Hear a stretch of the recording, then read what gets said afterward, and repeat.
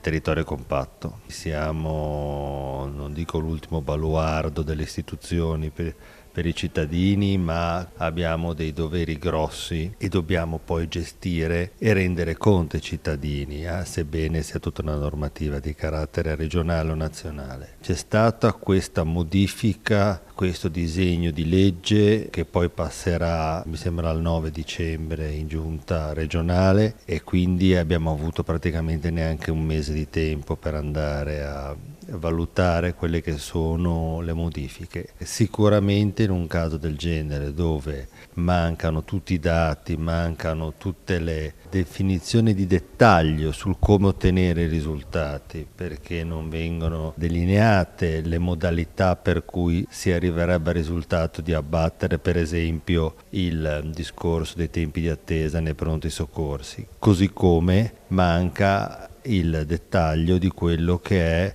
la somministrazione delle cure di secondo livello, cioè la medicina intermedia, che è essenziale alla medicina intermedia. L'alta medicina è giusto che sia in ospedale di eccellenza come può essere San Martino, ma anche la medicina di dettaglio è quella che poi comporta le cure continuative per i singoli cittadini. Ovviamente, mancando un dettaglio del genere, comporta che i cittadini debbano andare a Genova, quindi con difficoltà nei trasporti, come conosciamo benissimo, e poi anche andando a intasare per esempio San Martino. Oltretutto poi bisogna anche capire come viene suddiviso nell'azienda regionale il ruolo della definizione degli obiettivi, delle risorse per le singole ASL. Sono tutti elementi che mancano in questo disegno di legge e che saranno destinati poi a essere definiti in regolamentazioni interne. Chiediamo di essere non solo messi a conoscenza,